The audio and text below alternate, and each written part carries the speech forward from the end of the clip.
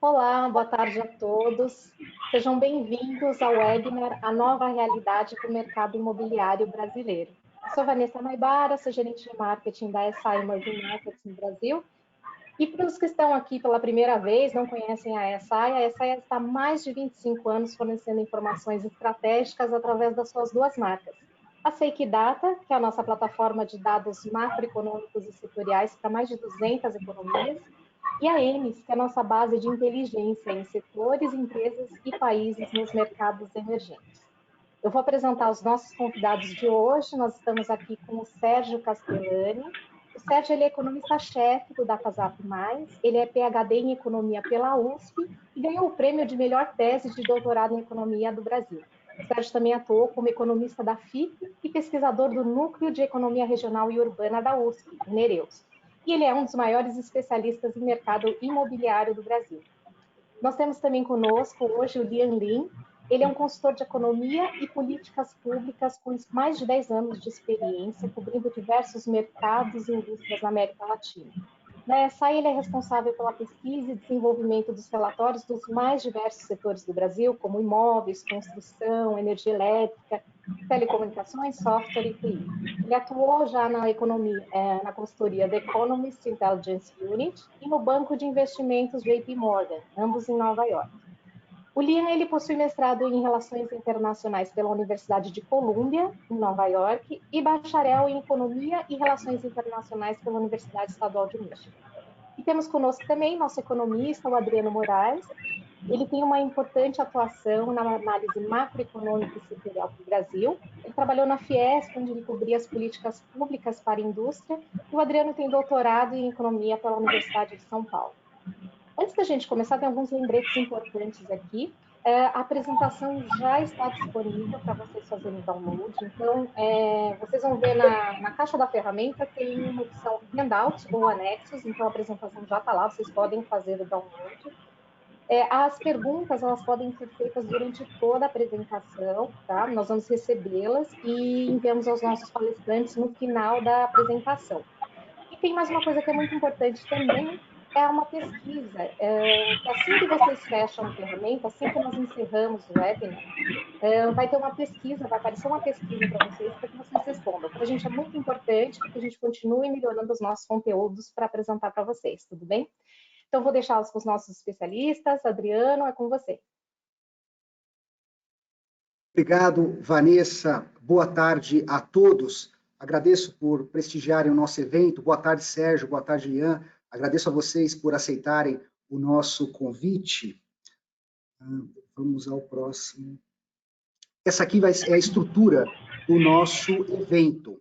Nós começaremos falando dos efeitos da pandemia no mercado imobiliário, depois dos desafios do setor, em seguida as perspectivas para os próximos anos, e encerraremos aí com uma sessão de perguntas e respostas. Eu reforço o que a Vanessa comentou, que há uma caixinha aí no painel de vocês, que vocês podem fazer perguntas a nós ao longo de todo o evento. Começaremos aqui com o nosso primeiro painel, que trata dos efeitos da pandemia no mercado imobiliário. A pandemia da Covid-19, ela mudou radicalmente a forma como pessoas físicas utilizam residências e empresas utilizam prédios de escritórios. O surto inicial da doença, que obrigou grande parte da população a ficar confinada em casa, ela transformou residências em um local de trabalho, lazer, estudo, compras e outras atividades que antes eram realizadas em espaços específicos. Muitas empresas perceberam que o trabalho remoto traz ganhos de produtividade e pode reduzir custos com aluguel, energia, transporte, limpeza, internet, entre outros. E essas empresas se mostraram dispostas, após a pandemia, a adotar o home office de modo ampliado ou até mesmo definitivo. Por outro lado, ocorreu também uma grande aceitação por muitos trabalhadores. Há casos, inclusive, de empresas oferecendo home office como uma forma de atrair talentos. E isso mostra que provavelmente o home office é algo que veio para ficar em muitas empresas. Esse novo normal ele teve um impacto no mercado imobiliário. Logo no início da pandemia, houve uma maior procura por residências maiores, geralmente casas, nos subúrbios de grandes cidades, ou até mesmo afastadas de grandes centros urbanos, e principalmente na modalidade de aluguel, refletindo principalmente um público que queria se afastar, nem que seja de maneira temporária, de grandes cidades para evitar contaminações. Isso observou-se até em outras cidades do mundo, em Nova York aconteceu algo muito parecido, e mesmo também se observou uma grande demanda por compra e venda, né, principalmente por compra desses imóveis localizados geralmente em localizações mais afastadas, justamente por um público que enxerga o home office como algo que veio para ficar, que pretende visitar uma empresa onde trabalha 2 ou 3 vezes por semana e que não vê mais a necessidade de morar perto do trabalho e pegar trânsito todos os dias. Nos segmentos de escritórios, salas de reunião passaram a ser algo desnecessário, uma vez que ferramentas online, por exemplo, como o programa Zoom, permite uma flexibilidade muito maior. Muitas empresas estão, inclusive, revendo a utilização de espaços corporativos, principalmente adotando espaços menores e compartilhados, com características muito próximas do coworking, que acabam reduzindo espaços físicos para pessoas e departamentos inteiros. E essa nova realidade também veio acompanhada de novas demandas no mercado imobiliário, principalmente no que se refere a lançamentos imobiliários. Há lançamentos hoje muito preocupados em oferecer um espaço de home office, devido à demanda dos consumidores, condomínios que vêm oferecendo espaços de coworking e até mesmo áreas para recebimento de delivery. A conjuntura econômica, principalmente a conjuntura macroeconômica, ela foi muito favorável para que os brasileiros que conseguiram, de alguma forma, manter uma renda durante a pandemia, adquirissem novas unidades habitacionais. O país viu taxas de juros alcançarem recordes de baixa, a Selic ficou entre agosto de 2020 e março de 2021 em 2% ao ano, e o Banco Central também adotou medidas que proporcionaram uma grande injeção de liquidez no sistema financeiro. Isso incentivou a tomada de recursos, por um lado, financiamentos imobiliários, e também, por outro lado, isso representou um incentivo para a aplicação em ativos diferentes dos títulos públicos, que geralmente pagam algo relacionado à Selic. E esses ativos diferentes incluem, por exemplo, imóveis ou ativos ligados ao setor imobiliário.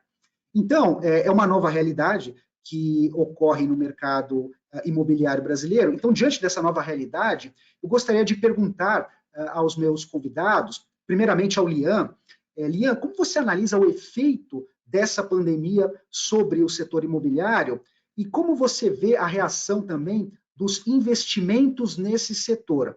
E eu queria também que você falasse um pouquinho sobre o segmento de escritório, como que ele foi afetado.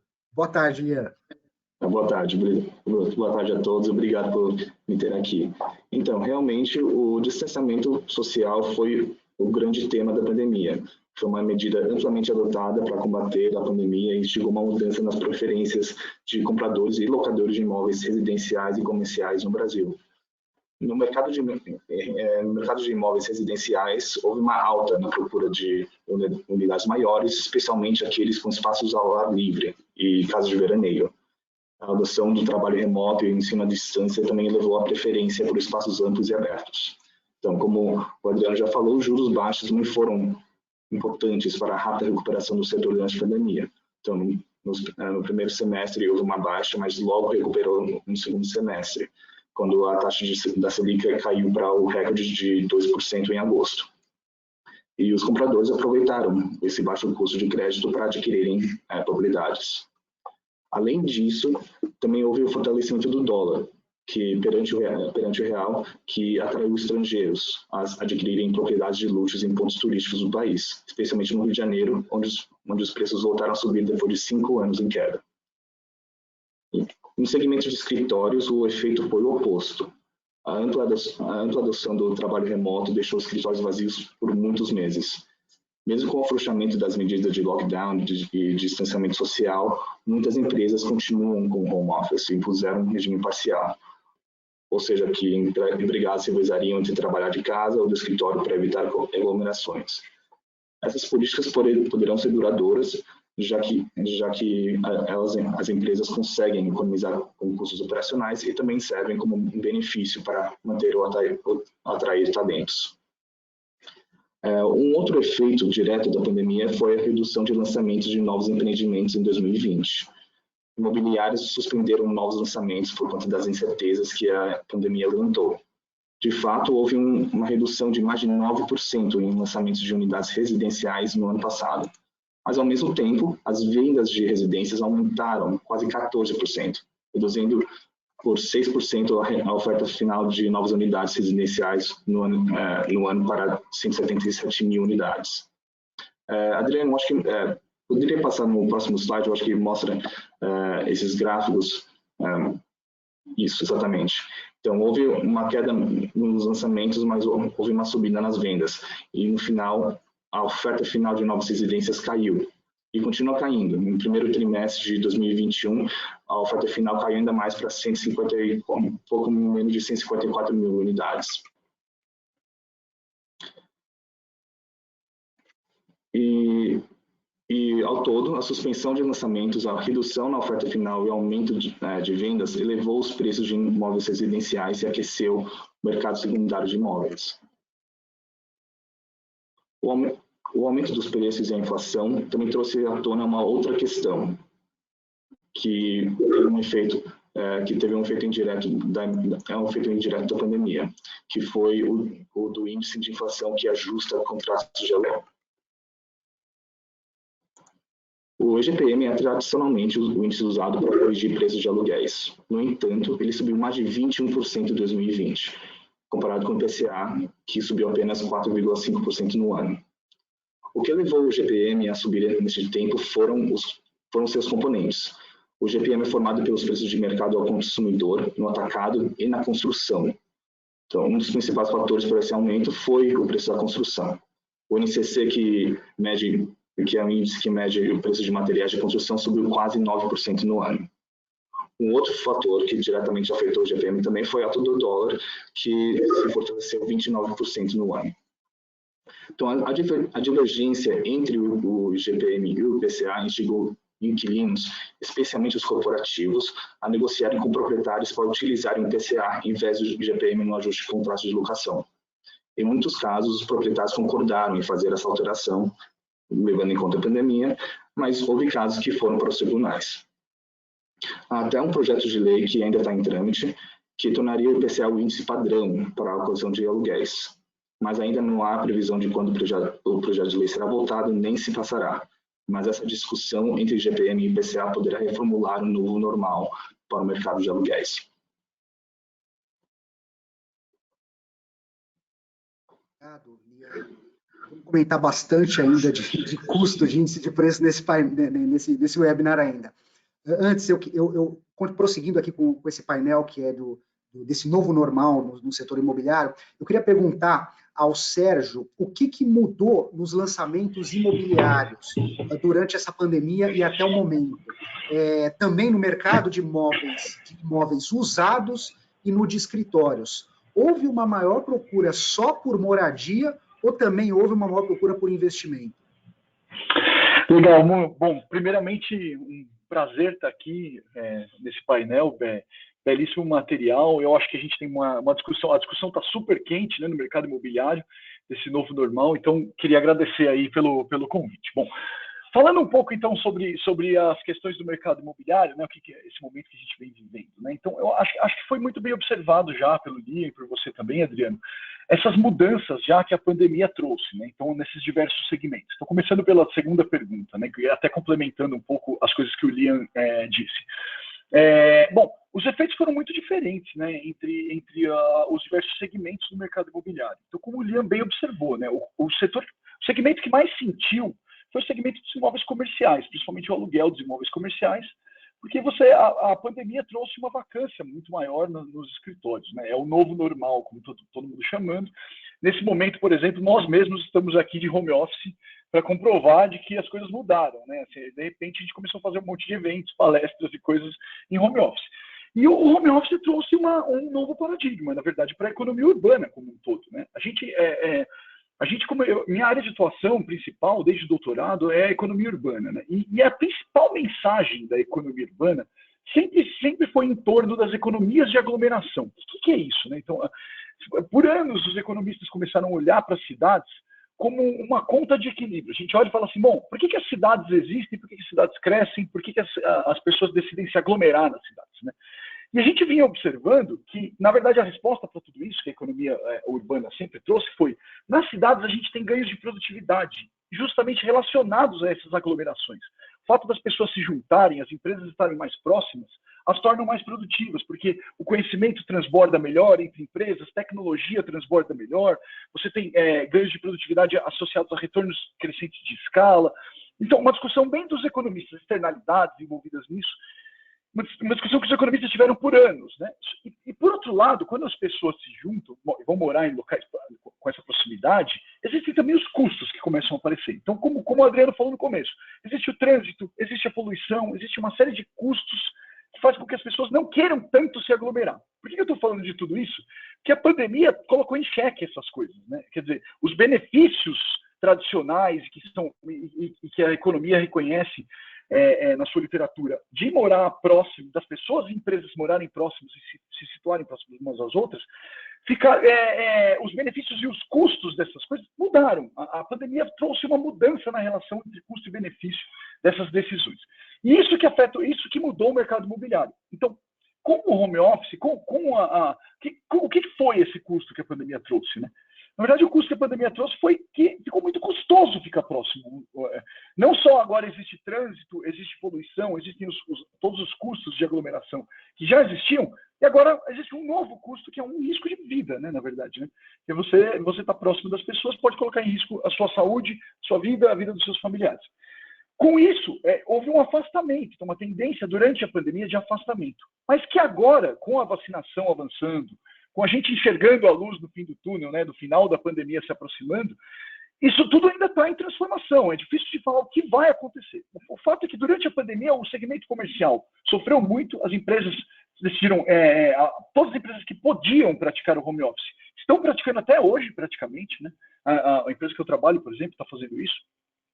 E a tendência é que haja uma volta, né? Porque os benefícios das aglomerações, que são essas coisas que eu disse, os retornos de escala, os ganhos de produtividade, a transmissão de conhecimento e por aí vai, eles continuam existindo, né? A pandemia não destruiu os benefícios, ela aumentou os custos da aglomeração, tá?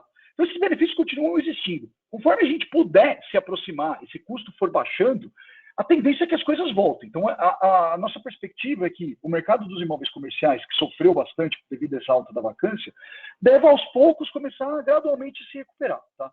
Tanto no segmento residencial e no segmento de compra e venda. Já o mercado residencial, a história também foi parecida, a gente teve efeitos tanto sobre a oferta quanto a demanda, né? Então, acho que o Liam mostrou muito bem o lado da oferta aqui. A gente teve uma retração dos lançamentos, quer dizer, as incorporadoras começaram a olhar para a pandemia com receio, falar, olha, é melhor segurar alguns lançamentos. No entanto, as vendas foram muito boas. O mercado imobiliário teve um ano excelente, na verdade, né, em termos de vendas de unidades, principalmente das unidades residenciais. Os motivos são esses que a gente acabou de dizer. Primeiro, você teve um novo grupo de consumidores que decidiu mudar de imóvel, como moradia, né? Aí olhando um pouco para o lado da moradia.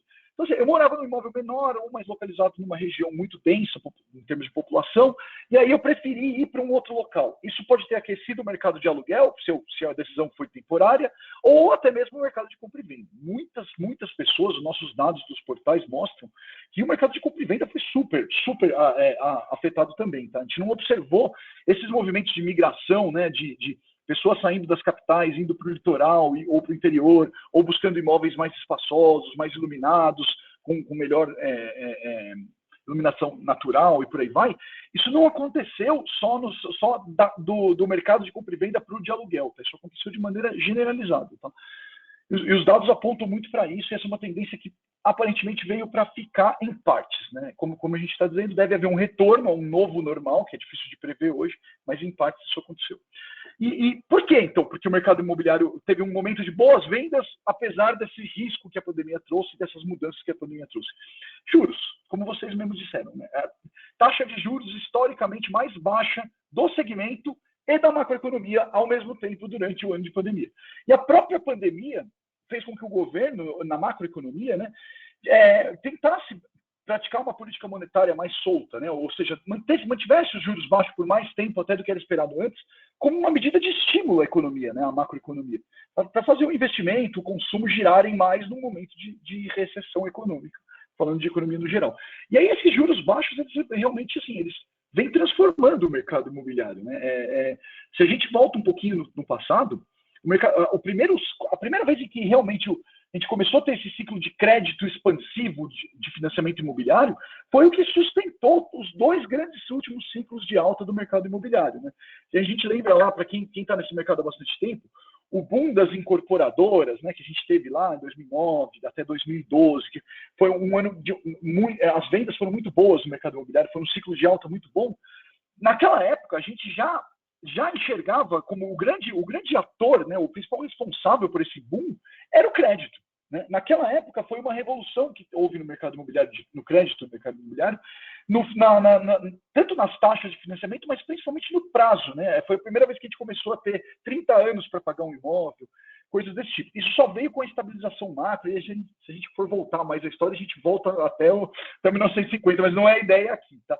A ideia é ilustrar que o mercado de crédito ele movimenta muito o mercado imobiliário, ele é super correlacionado. E isso não foi diferente, esse efeito ele foi o preponderante durante 2020 e agora início de primeira metade de 2021. Então, o grande ator foi o juro baixo. E aí também vem a grande questão, que agora nós estamos, como vocês já bem observaram, né, entrando num momento de pressão inflacionária. O Banco Central já está sinalizando algumas altas, já aumentou a taxa Selic, já está sinalizando um famoso viés de alta, né? Deve continuar aumentando pelos próximos meses, pensando nessa inflação que está um pouco descontrolada. A gente acha que vai discutir mais a inflação, eu vou segurar um pouco essa informação aqui, né? E esse aumento da Selic já está sendo repassado na ponta do financiamento imobiliário final, né? Nós temos um grande banco como cliente nosso, lá que consome nossos produtos, e ontem, por coincidência, tem informação em primeira mão aqui, né? A gente faz avaliações dos imóveis, né? Que todos os imóveis que eles financiam, a gente avalia os imóveis que eles estão financiando. E ontem, nessa última semana, a gente observou já uma queda no volume de avaliações que chegou para a gente, e esse banco nos revelou que eles já estão sentindo que isso é um efeito do aumento dos juros na ponta do financiamento imobiliário. Eles nos falaram, não foi nenhum problema sistêmico aqui, não é que a gente está mandando menos avaliação porque a gente quer. A gente está com menos imóvel para avaliar, porque a gente já está sentindo o efeito dos juros que a gente aumentou na semana retrasada na ponta do financiamento. Isso, a análise do próprio cliente, do próprio banco, tá?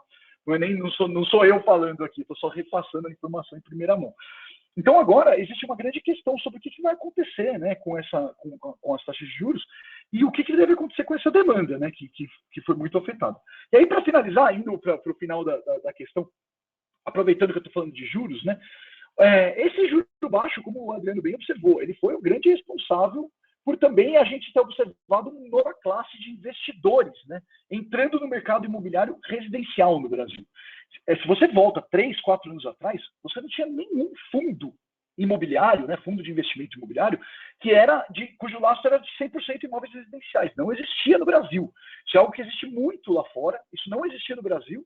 E essa novidade de um patamar de juros mais baixo, que já vem aí de alguns anos, né, foi o que fez com que o imóvel passasse a ser visto como um ativo de investimento atrativo. Porque é isso, agora o título de renda fixa, né, os títulos do governo, os ativos de renda fixa, estão rendendo uma taxa muito menor. Então, relativamente, a taxa de retorno do aluguel ou a taxa de retorno da valorização imobiliária passaram a ser muito, muito mais atrativos do que esses ativos. E aí, então, não é à toa que a gente tem visto agora o surgimento de fundos de assets, a gente tem visto players do mercado financeiro tradicionalíssimos, que nunca investiram no mercado residencial, montando fundos, estão até consumindo serviços de inteligência, a gente tem visto isso até no nosso dia a dia, não é só nos dados, né? Então é isso, tá? O mercado está em plena transformação, a pandemia veio acelerar essa transformação, e agora a gente está entrando num novo momento, que a gente ainda está bastante otimista com esse novo momento, para deixar um gostinho aí para as próximas discussões. Obrigado, Sérgio. Realmente é muita possibilidade, muito potencial no mercado imobiliário. Não dá para falar que tem segmento que vai decair, é complicado. Como você falou, essa questão das aglomerações, realmente tem até empresa nos Estados Unidos obrigando os funcionários a voltarem para o escritório, justamente por ver os benefícios da aglomeração e de outras questões aí, como você falou. Então, realmente tem ainda muita possibilidade ainda nesse mercado. Perfeito. Nós passaremos agora ao painel 2. O painel 2 ele trata dos desafios do setor em 2021. Eu fiz essa lâmina falando dos principais desafios que a gente notou aí no mercado imobiliário, e um mercado que é muito relacionado com o mercado imobiliário, que é o setor de construção. O setor de construção, ele sofreu um aumento de custo, problemas aí na cadeia de suprimentos, que foi observado, inclusive, em vários setores. O setor de construção civil, ele demanda muito de setores da indústria de transformação brasileira, e a indústria de transformação brasileira, ela vem enfrentando uma séria inflação de custos, como o Lian já comentou um pouco na questão do IGPM, e de falta de matéria-prima, algo bastante sério. O índice de preços ao produtor, por exemplo, que saiu ontem, ele tem uma variação de 12 meses, comparado com junho do ano passado, de 36,8%. É algo muito acima da inflação ao consumidor. E várias circunstâncias explicam esse aumento de custos nos produtos da indústria de transformação, como, por exemplo, preço de commodities, desvalorização do câmbio ao longo da pandemia, paralisação de fábricas. No ano passado, as fábricas ficaram paralisadas cerca de 2 meses aqui no Brasil, e seguiu-se a isso uma forte demanda, uma forte retomada, principalmente do varejo, ligado principalmente ao pagamento do auxílio emergencial. Então, a fábrica ficou parada há 2 meses, o varejo retomou, e aí houve um problema de estoque na indústria de transformação. Isso atingiu vários setores, acabou se refletindo também em setores que fornecem para a indústria de transformação. Esses gargalos da indústria de transformação, eles ocorrem principalmente na cadeia do aço, cobre e o alumínio, que são setores que ofertam insumos para a construção civil. E a construção civil vem enfrentando um sério aumento de custos. O Lian falou um pouco sobre isso, sobre o índice INCC, o Índice Nacional da Construção Civil. O INCC subiu 17% em 12 meses em junho, acima da inflação, quase o dobro da inflação. E há um segmento que é muito importante para o setor de construção, que é o segmento de materiais de metal. No segmento de materiais de metal, essa alta em 12 meses, ela passa de 82% ano a ano, ou seja, é muita coisa. São produtos que geralmente são difíceis de você substituir. Por exemplo, tem produtos de aço, acaba entrando é um insumo estrutural, é um insumo de vergalhões de aço que acabam, você não tem como substituir isso acaba sendo repassado como custo para as construtoras e acaba sendo repassado, infelizmente, como custo para quem estiver financiando imóvel na planta. Quem financia imóvel na planta tem o valor do imóvel financiado, do imóvel adquirido, corrigido pelo INCC. Então, acaba representando um maior custo. Outro gargalo que vemos também foi uma sequência de juros altos, que começamos a falar aqui, começou em 2% no início do ano, se espera que no final do ano se atinja 7%, ou seja, provavelmente você adiciona um spread nisso aí, vai ter uma alta também impactante sobre o financiamento obtido no setor imobiliário. Então, falamos aí de gargalos para o setor imobiliário, para o setor da construção. Eu gostaria de levantar algumas questões com o Sérgio e o Lian. Eu começo perguntando ao Lian, Lian, eu queria que você comentasse um pouquinho mais como é que você analisa esses gargalos sofridos pela construção e se você enxerga que isso atrapalhou o desempenho do setor. Com certeza, isso atrapalha o desempenho do setor. Então, os preços imobiliários são, além de serem função de oferta e de demanda, também foram afetados pelo aumento de preços dos materiais de construção. Primeiramente, como você já falou, que os preços dos commodities, como o aço e o cobre, já estavam elevados por conta da pandemia. Então, a pandemia interrompeu inteiramente a cadeia produtiva global, então houve um aumento nos preços. E a alta do dólar também contribuiu ainda mais e agravou essa situação dos preços. E além disso, então, e também, como eu levantei também isso anteriormente, os lançamentos foram adiados em 2020. Então, com as construções continuaram durante a pandemia. Então, foi considerado uma atividade essencial e não foram interrompidos. No entanto, os lançamentos foram interrompidos, então eles pararam, eles foram suspensos. E por causa disso, os fornecedores mantiveram estoque baixo de materiais de construção. Então, quando os novos empreendimentos reiniciaram no segundo semestre, houve inicialmente uma escassez desses materiais, elevando ainda mais seus preços. Então, foi realmente uma combinação de vários fatores que realmente agora estamos vendo que elevou o preço do NCC até 17% no mês passado.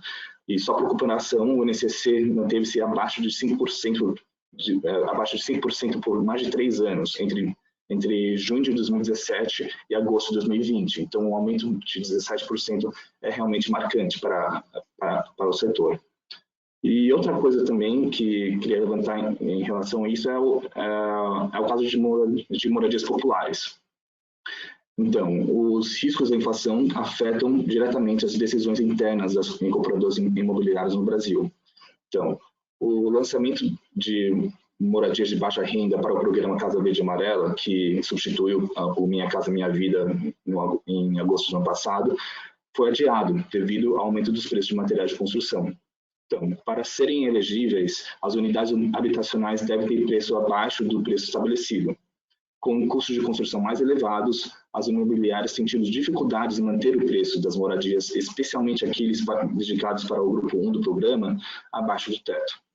Assim, vários projetos foram atrasados ou até cancelados para evitar a necessidade de vender essas unidades abaixo do custo.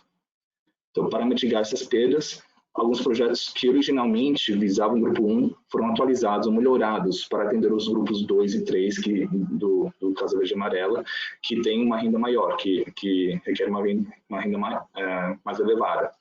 E assim diminuindo o fornecimento de unidades populares para o grupo mais vulnerável do programa, que realmente são os que mais necessitam do programa social mesmo. E este ano, foi em junho desse ano, a situação do Casa Verde e Amarela se agravou ainda mais, com a proposta do Orçamento Federal, que reduz para apenas 27 milhões os recursos votados para a habitação popular. E essa redução representa um corte de 98%, porque originalmente estava proposto R$1,5 bilhão de reais para a habitação popular, que seria dedicada para esse grupo 1. Então, estima-se que esse corte significa que a construção de 250 mil unidades populares será suspensa este ano. Perfeito, perfeito. Obrigado, Lia. É interessante, é triste, né, que infelizmente vai ter um impacto aparentemente muito maior sobre o segmento de habitação popular, essa alta de custos. Eu prossigo agora eu vou perguntar para o Sérgio. Sérgio, esses gargalos que o setor de construção vem enfrentando, como escassez de matéria-prima, maiores custos, como é que eles afetaram a demanda de imóveis? Os preços foram impactados? As vendas caíram em função disso? E, se possível, você comentar um pouquinho como é que foi a reação regional a isso? Tá, legal. Bom, vou começar pelo final novamente. A reação regional é muito variada, tá? Se você pega, por exemplo, a gente tem um relatório que está para sair essa semana, em que a gente abre o financiamento imobiliário, a gente mostra como que variou o financiamento imobiliário ao longo do tempo, né? Um dado do Banco Central que a gente pega lá por cidade. E você vê uma variância enorme, assim. Você vê a cidade do Rio de Janeiro, por exemplo, andou muito de lado, né? Tanto os lançamentos quanto as vendas andaram muito de lado. Pega a cidade de São Paulo, as vendas foram muito bem das unidades residenciais. No segmento, como a gente estava comentando, segmento de aluguel comercial, foram muito mal as novas transações, o preço vem caindo. Então, isso mudou muito, não só de uma região para o outro, o efeito foi muito generalizado de uma região para o outro, mas ele teve também efeitos tipológicos diferentes, nichos de mercado sendo afetados de maneira diferente. Tá? Então, por exemplo, quando a gente pega, sobre esse ponto dos gargalos, eu acho que uma coisa muito interessante que a gente viu nos números foi o efeito das reformas nisso também. A gente viu uma disparada nas reformas, devido à pandemia, inclusive. Né? Um pouco da história que a gente já está discutindo aqui. Quando chega a pandemia, a pessoa tem a opção de se mudar de imóvel, aí ela tem uma opção de ir para o mercado de aluguel ou ir para o mercado de compra e venda, ou ela pode ficar no imóvel que ela está e reformar o imóvel dela, né? Se ela já for a proprietária do imóvel. E a gente observou isso em grande escala, né? Então, acho que todo mundo que deve estar assistindo a pandemia aqui, ao evento aqui, deve se lembrar, por exemplo, de alguma reunião em home office que você estava, que seu vizinho estava reformando o apartamento e o barulho te atrapalhou, né? Aconteceu comigo, aconteceu com quase todo mundo dos meus colegas de trabalho. E isso é uma evidência anedótica que os dados também mostraram. Então, se você pega o componente de reforma, ela teve uma disparada durante 2020. E isso afeta o INCC da maneira mais cruel possível, né? Porque, como o Liam estava comentando, o que aconteceu foi uma alta no preço das commodities, né? Dos insumos da construção civil, que são commodities. Isso é definido no mercado internacional. Então é uma coisa que a oferta e demanda internacionais das commodities é que afetam esses preços. Então, o custo da reforma subiu por algo que está atrelado, em última instância, ao mercado internacional. Então, por isso que eu digo que tem um componente cruel aí, né? Que é no momento que mais as pessoas queriam reformar, a demanda por reformas aumentou muito, o custo dessa reforma também aumentou e também foi consequência do andamento, do desenrolar da pandemia, tá? Então, esse é o lado ruim, é o lado perverso, né, da história das reformas e do custo da construção. Tem um lado bom também, porque a inflação gerada por alta de commodities ou por variações cambiais, como o Liam observou, né, o dólar se valorizando, né, o real se desvalorizando, tende a ser uma inflação que não perdura no longo prazo. Os economistas costumam chamar isso de um choque lump sum, que a gente diz, né? Você vem um choque, aumenta os preços naquele momento, mas não existe uma continuidade da aceleração, porque nada garante que a demanda por commodities vai continuar superaquecida. A gente já vê nos últimos 2 meses uma queda, né? Esses preços já começaram a cair no mercado internacional. E nada garante que o câmbio, então, é menos previsível ainda, né? Então, essas coisas, quando a inflação é atrelada a isso, a gente tende a ter menos medo dessa inflação. Tá? A gente não é igual quando, por exemplo, a inflação vem porque o governo está muito endividado, problemas fiscais, que também não é uma realidade muito longe da nossa brasileira, infelizmente, mas é muito mais endêmica, né, quando a inflação é dessa maneira. Por que eu estou falando isso? Para ir para o terceiro gargalo, que é do aumento de juros. Né? Então, realmente, a gente está esperando que esses juros aumente, como uma reação à inflação disparada, mas a expectativa é que a inflação não se descontrole. A gente ainda não está vendo, pelo menos na DataZap+, a gente ainda não está enxergando uma perspectiva de inflação descontrolada que nos leve a aumentos e aumentos de juros em várias rodadas. A expectativa é que os juros ainda se mantenham nesse patamar, falando da Selic, né, desse patamar do fim do ano, 6%, 7%, né, a previsão do Focus está em 7%. A previsão é que em 2022 deve se manter mais ou menos nesse patamar, talvez até a gente já possa começar a observar um pouco de queda no final de 2022, depende do economista que você está conversando, se ele é mais ou menos otimista, a previsão é diferente. Mas por que isso é uma boa notícia? Porque os juros para o mercado imobiliário, para o financiamento imobiliário, eles ainda estão nos níveis históricos muito baixos, né? Quer dizer, 2020 foi o mais baixo da história, então batemos o recorde, aproveitando o clima de Olimpíadas. 2020 foi medalha de ouro. Mas nos próximos anos a gente ainda deve observar um patamar ainda razoavelmente baixo, tanto da Selic quanto do financiamento imobiliário na ponta final. Então a gente vai brincar ali na prata e no bronze, né? Nos próximos anos, né? Aproveitando o clima olímpico. Então, esse gargalo dos juros não é algo que nos preocupa tanto, tá? Deve ter efeitos, como eu falei no painel anterior, né? A gente já está sentindo algum efeito desse aumento dos juros sobre a demanda do financiamento imobiliário, mas não é algo que a gente não acredita que isso vai ser endêmico ou que vai ser uma coisa muito grave, tá? A gente acredita que o patamar vai se manter ali, tá? Então, acho que para os gargalos é mais ou menos essa nossa perspectiva aí, nossa visão. Perfeito, Sérgio, muito obrigado. E você já fez uma ponte excelente para o próximo tópico do webinar, que eu vou colocar aqui, que são justamente as perspectivas para os próximos anos. Eu coloco aí duas projeções, são projeções de focos, projeções de mercados, algumas você já adiantou aqui, justamente que a gente tem uma perspectiva aí de um crescimento muito forte esse ano, que provavelmente se dá em cima de um efeito de base baixa, porque teve uma queda muito forte no ano passado, de 4,1%, 5,3 menos 4,1 é um aumento de 1% e alguma coisa para 2021. Para 2022 para frente, a gente espera, o Focus espera um crescimento de PIB mais parecido com o que se observava antes da pandemia, um pouquinho maior, e taxas de juros realmente que devem ficar aí entre 7% em 2021 e 2022 e 6,5% em 2023 e 2024.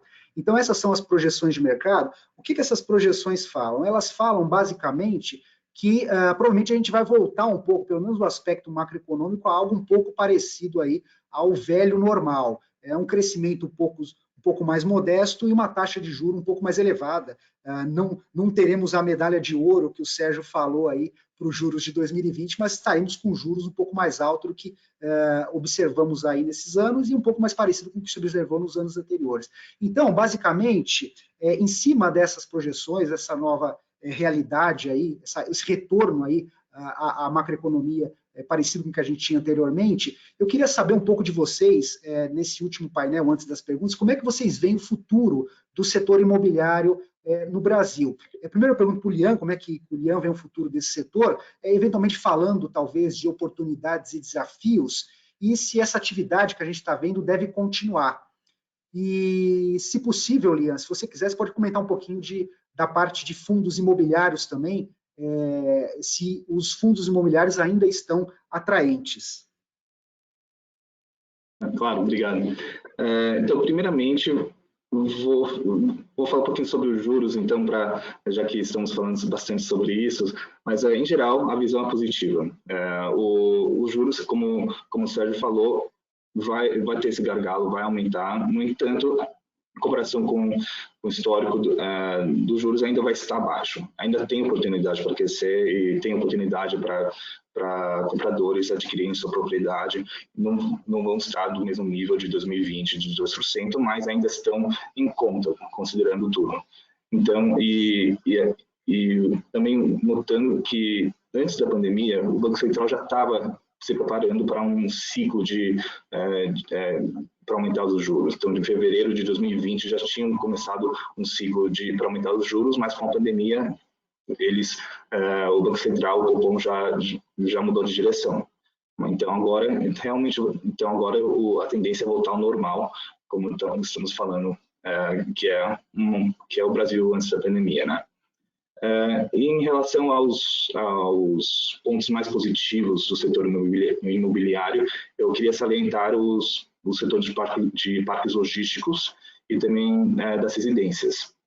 Então, a gente falou muito sobre parques logísticos agora, mas esse mercado é o que mais promete bons resultados no curto e médio prazo. Então, desde o começo de 2020 até o final de março, 41 condomínios logísticos foram entregues no Brasil, um total de 1,5 milhão metros quadrados. Espera-se que outros 1,5 milhão sejam entregues até o final do ano. E mesmo com esse aumento,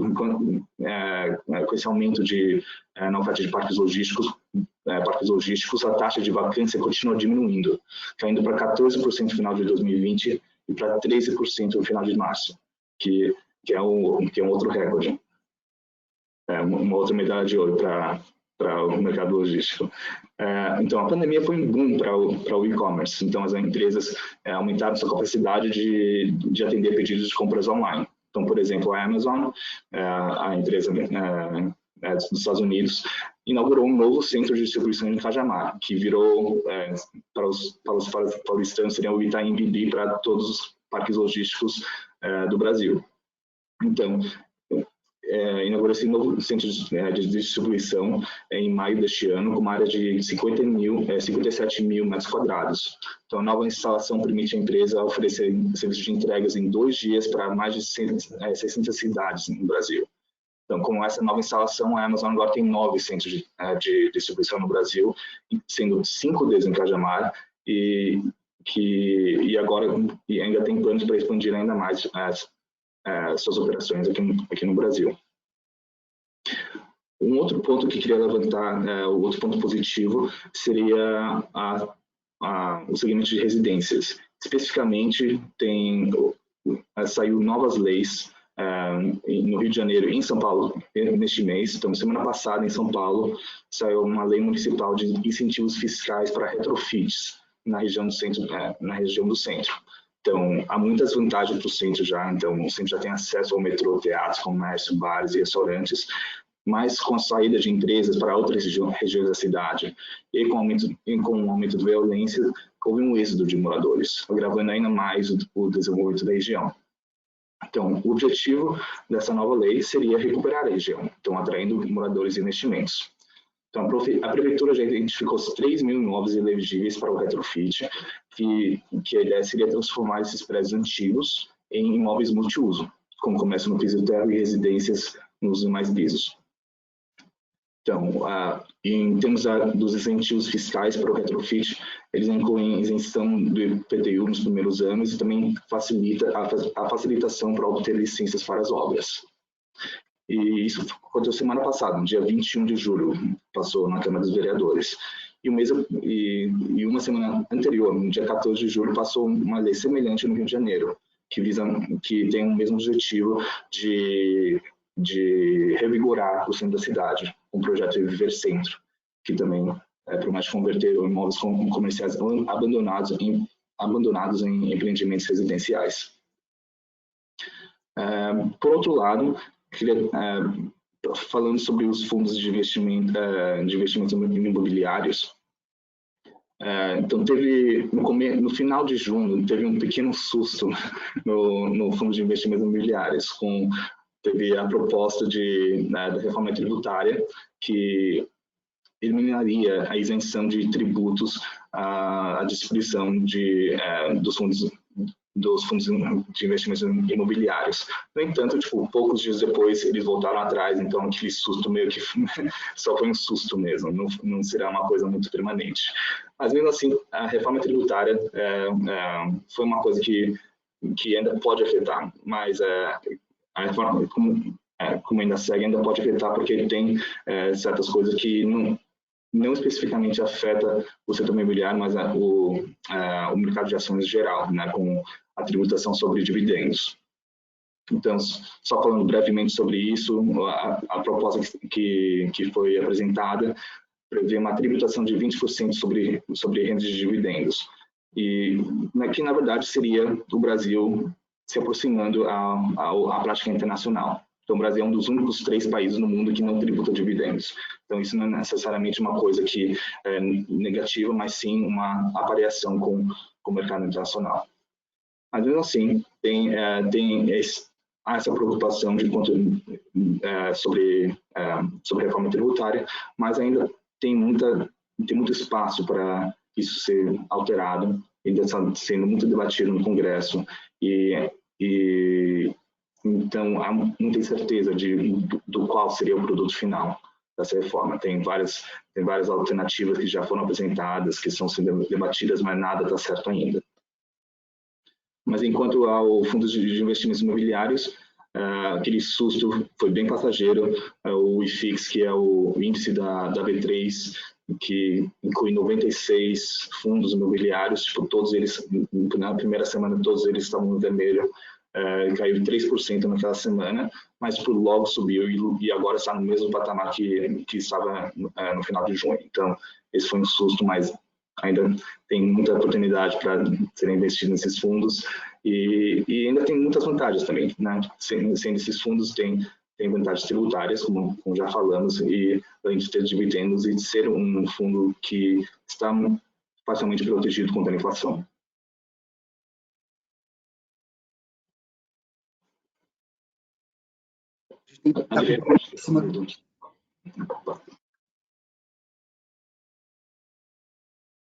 Voltou?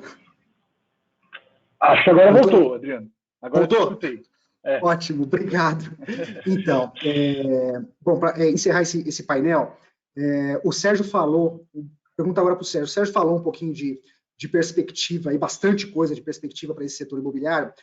Eu quero falar agora do que se escuta muito, que é bolha, e bolha está relacionado a preço.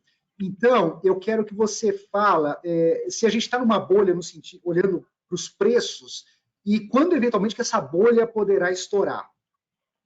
Tá. Bom, já respondendo diretamente, né? Não acredito que estamos vivendo uma bolha, né? E, na verdade, até se falava muito em bolha no último ciclo, né, de alta do mercado imobiliário, lá para 2014, 2015. Eu lembro quando a gente começou a DataZap+, se falava muito em bolha, a gente estava vindo de um boom de alta de preços, né? E, na verdade, isso não mudou muito. Naquela época a gente já falava, né, que aquela alta de preços, na verdade, representava uma demanda represada enorme que existe no Brasil.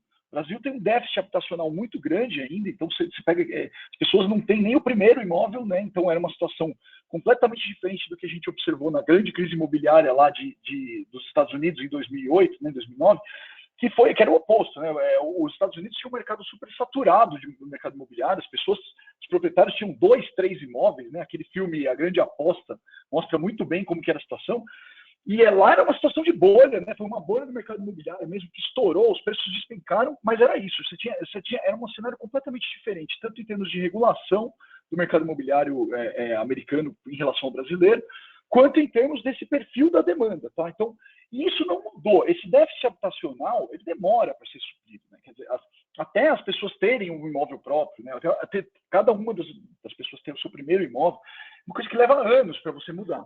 Então, esses booms de alta de preços que a gente teve, como reflexo de altas de demanda, eles não foram, na minha opinião, eles não se constituem como uma bolha, tá? É simplesmente a gente fazendo um catching up quase histórico, né?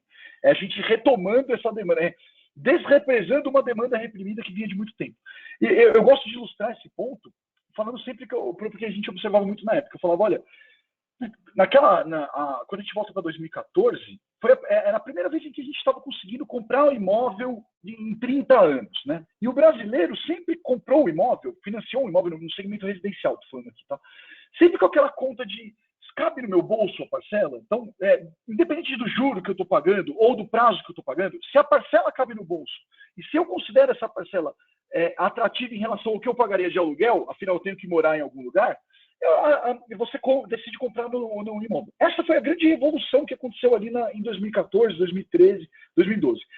E nesse momento a gente tem uma continuidade disso acontecendo. Agora a gente está além da gente continuar tendo esses prazos maiores, a gente tem uma estabilidade macroeconômica que nos permite fazer contratos de 20, 30 anos, a gente também tem os juros mais baixos da história, né? Agora um pouco não tão mais baixo, como a gente acabou de comentar, a gente ainda vive um patamar de juros muito baixo. Então, é isso que tem sustentado essa demanda. É isso que fez com que, durante a pandemia, o mercado imobiliário continuasse tendo bons números de maneira macro, né? O mercado residencial aqui. Tendo bons números, uma boa performance de vendas, como o Liam mostrou, e essa sustentação que a gente observa até hoje, tá? Então assim, eu acho que está muito longe da gente falar em bolha, né? Para ser uma bolha, eu acho que você precisaria ter condições muito mais soltas, né? O que eu gostaria de falar também nesse último painel era sobre complementar um pouco as coisas que o Liam estava falando e aprofundar um pouco o que eu estava falando sobre as perspectivas para o setor, né? Porque concordo muito. Então, quando a gente pensa o que deve acontecer então nos próximos anos com o mercado imobiliário, é isso. A gente está ainda com bastante otimismo, mas é importante que a gente olhe também para os nichos, né? Então, o que a gente vinha observando antes da pandemia, né? Acho que é importante a gente fazer esse exercício de relembrar como que o mercado vinha. Se a gente está falando de uma volta ao normal ou de um novo normal, a gente tem que lembrar como estava antes.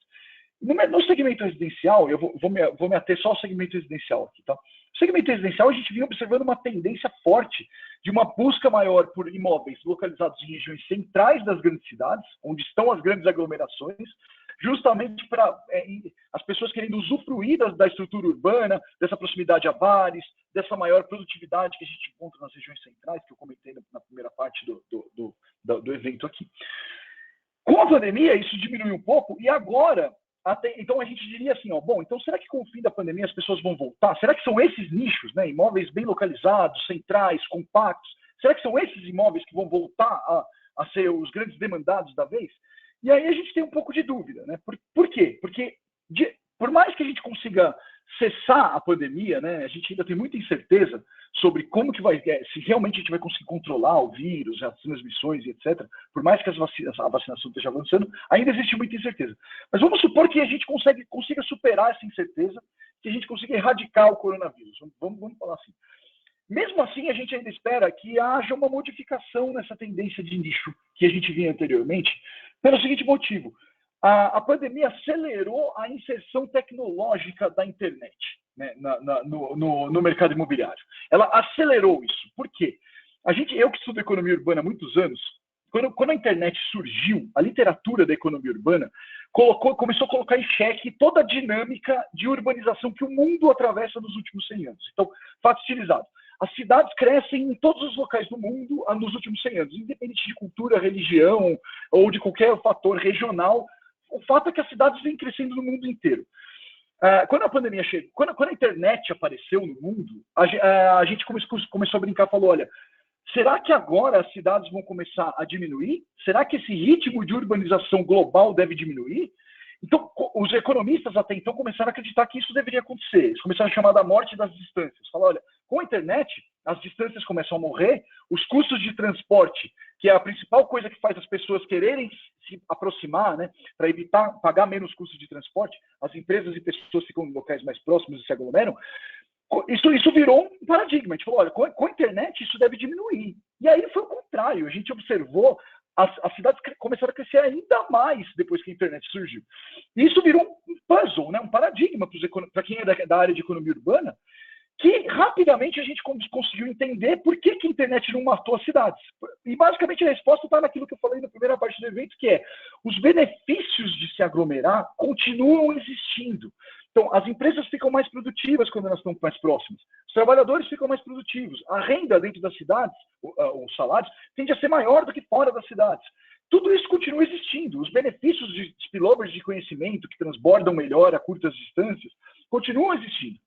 Só que agora existem outros benefícios que a gente não conhecia. A tecnologia já estava lá, mas as empresas ainda não tinham feito um regime forçado de trabalho em que todo mundo foi para casa e a gente mediu se a produtividade caiu ou não. Então, com agora essa adaptação na nova tecnologia, a gente está esperando que a gente fique no meio do caminho. Deve haver uma volta às regiões centrais das grandes cidades.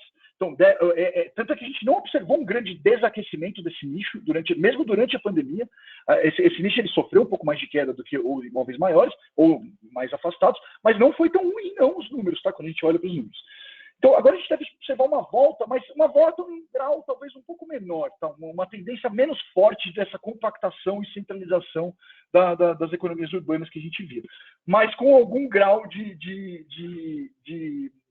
diminuição, tá? Vamos colocar dessa forma, tá? Então é isso, é um setor que está se transformando e as perspectivas, ainda tem muita incerteza, mas eu diria que em geral as perspectivas são muito boas, tá? Pensando no futuro, tá? E não tem bolha não, tá longe de bolha. Pode ficar. Esse não é um dos problemas. Tem um monte de problemas para resolver no setor e na macroeconomia, mas esse não é um que a gente precisa se preocupar nesse momento, tá? Na minha opinião, claro. Muito obrigado aí. E, aliás, houve uma ponte boa, mais uma ponte boa, porque o nosso próximo painel é justamente de perguntas e respostas, e muitas perguntas feitas pelo público já foram respondidas aí ao longo desses nossos painéis. A gente está em cima do tempo, eu vou fazer apenas duas perguntas, uma para o Sérgio, outra para o Lian. Primeiro, Sérgio, você já respondeu um pedaço dessa pergunta. O espectador pergunta detalhes quanto a hábitos de consumos que são tendências no setor e, eventualmente, quais produtos ou cadeias serão puxadas por elas. Essa pessoa que pergunta é uma pessoa que trabalha numa grande indústria que fornece justamente materiais de construção. Legal. Bom, eu acho que eu já estava realmente respondendo a essa pergunta. Eu acho que o gancho fez bastante sentido. Com relação a hábitos de consumo, é isso, né? A gente, antes da pandemia, estava no mercado, no segmento residencial, observava uma forte demanda por imóveis compactos em regiões centrais. Isso é um movimento no mundo inteiro, tá? Tinha gente, inclusive, tem um termo que surgiu, que se falava muito na época, que chamava de economia da solidão, querendo dizer que as famílias estavam ficando menores, tem muitas famílias de uma pessoa agora, e essas famílias menores de uma pessoa, que começava a ser a maioria no mundo, buscavam imóveis localizados em regiões centrais e imóveis compactos, né? Você vai morar sozinho, um imóvel pequenininho, e com uma boa infraestrutura urbana no entorno, para você poder usar os serviços que a cidade te oferece. Tá? Então, é uma mudança até de paradigma em relação ao que era nos anos 90 o mercado imobiliário no Brasil, em que a gente viu o super condomínio surgindo, né? A pessoa não queria sair do condomínio, não queria usar a infraestrutura urbana, queria usar tudo dentro do condomínio. Isso foi se modificando. Na última década, a gente teve uma regressão bem forte no mundo inteiro e no Brasil também disso, né? E aí é o que eu estou dizendo, esses hábitos de consumo agora eles devem se modificar novamente. Eu acredito que deve haver um retorno de parte da população, de parte da demanda para esse nicho que vinha muito forte, porque os benefícios de se aglomerar e de estar nas regiões centrais continuam existindo, como eu disse, e com o passar do tempo, os custos que a pandemia trouxe devem diminuindo. Só que existe uma nova tecnologia, agora as pessoas estão acostumadas, sabem que podem ser produtivas, as empresas e pessoas, numa prática de home office, mais afastados uns dos outros. Então a gente deve observar também uma volta, né, um retorno do crescimento de imóveis em regiões mais afastadas, imóveis maiores, né, mais espaçosos. Ou seja, aquela tendência que surgiu durante a pandemia deve ainda se manter por essa adaptação à nova tecnologia. Mas também a gente deve observar um pouco da volta dos hábitos de consumo aí para os nichos anteriores à pandemia. É muito difícil, nesse momento, prever o que vai predominar, tá? De qualquer forma, acho que a mensagem é positiva, porque são segmentos complementares, né? São nichos complementares do mercado imobiliário, e a mensagem é positiva para os dois, tá? Você deve ter uma recuperação de todos os nichos, né? É isso que a gente tem esperado. Então, em relação a hábitos de consumo, eu acredito que é isso. Não sei se eu respondi a pergunta por inteira, mas acho que é isso. Também nós estamos em cima do tempo, né, Adriano? Então... Com certeza. Então, mais uma pergunta que também está em cima do tempo, é algo que foi bastante falado aqui. Eu vou focar para o Lian, se o Lian, qualquer coisa, você passa essa pergunta. Essa pergunta, ele pede comentários do mercado imobiliário de forma segmentada. E ele pergunta a performance e a participação do mercado imobiliário popular, que você já comentou um pouco, e também de médio padrão e alto padrão. Tudo bem? Então, de forma segmentada, as unidades populares continuaram sendo o maior segmento imobiliário. Então, em São Paulo, especificamente, que seria o maior mercado imobiliário aqui, as unidades de até R$240 mil responderam a 51% das vendas de novas residências em 2020. Então, isso foi um aumento de 4 pontos percentuais, que em 2019 estava 47%. Enquanto os valores acima de 240 até 900 caiu um pouco para 38% de 41%, e as unidades de valor acima de 900 mil corresponderam por 11% das vendas, que é uma pequena queda que em 2019 estava 12%. Mas, no entanto, eu acho que o mais importante, o mais interessante de salientar sobre isso é que os compradores de cada segmento não necessariamente refletem suas rendas. Então, durante a pandemia, como sabemos, as rendas dos brasileiros caíram. Então, mas isso afetou mais severamente a população de baixa renda, que são os trabalhadores informais. No entanto, a população com renda maior, que conseguiram manter suas rendas, eles se destacam, porque eles não necessariamente só compram os imóveis de média e alto padrão, mas também de baixo padrão, porque por motivo de investimentos. Então, isso exatamente cai quando a gente falou como o Sérgio falou, sobre os imóveis compactos em regiões centrais, mas não necessariamente também em regiões centrais, mas sim mais regiões mais afastadas. Então, teve um estudo do Quinto Andar, que constatou que os apartamentos de um dormitório são os mais atrativos para os investidores, e especialmente aqueles que estão na Zona Sul e na Zona Leste de São Paulo. Então, isso, e esse mesmo estudo também constatou uma coisa semelhante no Rio de Janeiro, com a Zona Norte sendo de um dormitório também sendo os mais atrativos para investidores. Então, essas vendas de novos imóveis de baixo, médio, alto padrão pode ser caracterizado por isso também, não é só para moradia, mas também como investimento. E também um outro fator um outro estudo que também colabora com isso, que teve o CBIC publicou em fevereiro um estudo um estudo cronológico até, que mapeou a intenção de compra no segmento imobiliário. Então, primeiramente, durante a pandemia caiu a intenção de compra, mas voltou. Então, em fevereiro já voltou, de 2021, já voltou para o mesmo patamar pré-pandemia. Então, estava 41% em fevereiro de 2021 e no ano passado estava 43% antes da pandemia. Então, voltou, comparado com 20% que caiu em abril. E outro ponto também que 17% dos que indicaram que pretendem comprar o imóvel dizem que vão comprar como investimento mesmo. Então, eu acho uma característica importante para distinguir entre para essas compras entre segmentos em si.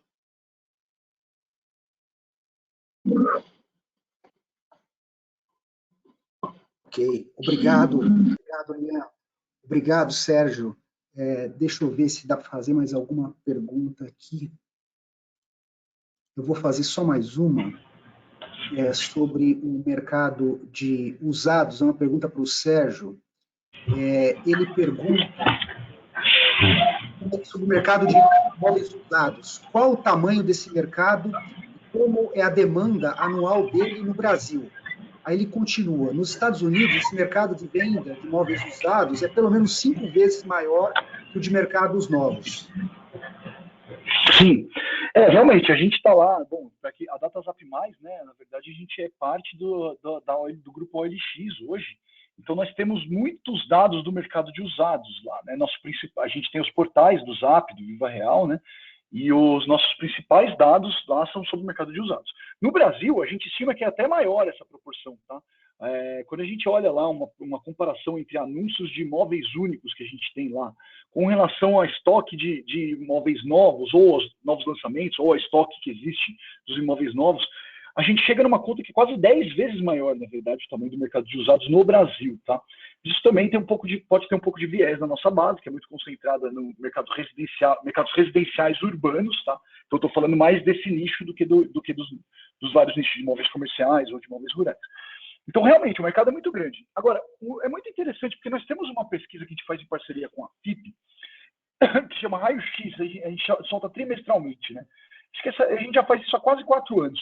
Nessa pesquisa, a gente mostra ali, a gente faz uma pergunta, sempre fizemos, para os compradores, é uma pesquisa que a gente dispara para anunciar compradores de imóveis que navegam nos nossos portais, do Zap Imóveis e do Viva Real. E a gente pergunta para eles se eles preferem imóveis novos ou usados. Então, a gente tenta trazer um olhar da demanda, se existe uma indiferença ou se existe uma segmentação. E quase sempre, trimestral, como eu disse, entre 80% e 90% dos respondentes se declaram indiferentes se o imóvel é novo ou usado, desde que o imóvel tenha os atributos que a pessoa está buscando. E dentre esses atributos, o principal sempre citado ou observado nos dados é a localização. Né? Tem um ditado americano que diz que tem 3 coisas que importam quando você vai falar de mercado imobiliário: localização, localização e localização. Eles usam esse ditado para mostrar quão é importante. Então, tudo isso para dizer que, na verdade, do ponto de vista da demanda, existe uma certa indiferença. O imóvel usado é visto como substituto do imóvel novo. Né? Isso é uma coisa que, inclusive, as próprias incorporadoras vêm se adaptando a isso. Né? Até 10 anos atrás, as incorporadoras, grande maioria das incorporadoras encarava como mercados distintos. Né? Então, você vê isso muito, por exemplo, pela ação de marketing que é feito quando tem um lançamento, em que, nos estudos das incorporadoras, eles não olhavam para o mercado de usados, simplesmente consideravam como concorrência os novos lançamentos de tipologias semelhantes do entorno. E aí a gente viu grandes micos acontecerem na história, por exemplo, aqui no bairro do Morumbi, aqui em São Paulo, nos últimos 5 anos, quando a gente teve um boom de lançamentos, com essa mentalidade, olha, quase não tem imóvel novo no Morumbi, um bairro antigo, né, de imóveis antigos, muita casa. Houve um desenvolvimento imobiliário, uma sobreoferta gigantesca, e por anos teve incorporadora que quebrou, porque não conseguiu vender estoque. Teve incorporadora que teve que se desfazer de estoque rapidamente. Por quê? Porque não foi levado em conta, há 5 anos atrás, a concorrência dos usados. Não é que o mercado não existia ali, existia o mercado de usados, né, imóveis usados naquela localização. Então, hoje é uma coisa que se modificou muito. Tá? O mercado de usados é muito considerado pelas incorporadoras. Quando elas vão fazer um lançamento, elas estudam o que existe de oferta de usados e de novos. Não existe tanto essa segmentação. Então, é super relevante olhar. E eu acho que as mensagens que a gente falou aqui sobre efeitos da pandemia, perspectivas futuras, elas valem para os 2 mercados, de uma maneira geral. Para o mercado de lançamentos, eu diria que você tem um problema é um problema clássico de descasamento de oferta e demanda intertemporal que você tem aí, que a gente observa coisas acontecendo no mercado hoje, as empresas decidem fazer os lançamentos, só que elas vão entregar esses imóveis daqui a 4, 5 anos. Então tem um problema de ciclo, que às vezes durante esses 4, 5 anos, muda a demanda, muda o perfil de demanda, vem uma pandemia, tomara que não venha outra, mas pode acontecer tanta coisa que sempre existe um risco maior, né, de você lançar hoje tentando prever como vai estar a sua demanda daqui a 5 anos, tá? E parte disso foi um pouco desse descasamento que o Nilo comentou várias vezes, né, quando a gente olha para os lançamentos na pandemia, as incorporadoras seguraram a onda, falaram, opa, melhor parar de lançar aqui porque o risco está alto. Só que as vendas continuaram altas. Tudo é incentivo, né? Então, agora que a gente vai se aproximar do fim da pandemia, deve haver uma retomada dos lançamentos em si, tá?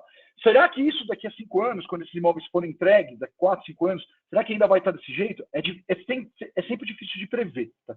Então, isso. O mercado de usados é super relevante, ele é super concorrente, tem que ser levado em conta, ainda mais quando a gente traz essas incertezas em relação ao futuro que o mercado de imóveis, que o mercado primário de imóveis está sempre sujeito, né? Obrigado, chegamos aqui ao fim do nosso webinar. Muito obrigado pelos seus insights, Sérgio, pelos seus insights também, Liam. Muito obrigado por ter aceitado o convite de participar desse evento. Eu vou prosseguir aqui com o encerramento. Os espectadores quiserem conferir mais informações aí da EMES sobre o setor imobiliário, por favor, confiram o nosso relatório que foi lançado recentemente sobre o setor imobiliário em português. E antes de encerrar, eu peço para vocês, por favor, responderem à pesquisa que vai aparecer aí no final do encerramento do webinar. É muito importante para que a gente tenha um feedback relevante, continue com esse projeto de fazer esses webinários setoriais. Agradeço muito a todos os espectadores, ao Sérgio, ao Liam, por terem participado desse webinar, aos nossos espectadores por estarem assistindo aqui até o final, público permanecendo em massa, muito obrigado e até a próxima. Nós temos um novo webinar no dia 10 de agosto sobre infraestrutura. Não percam, muito obrigado e até a próxima.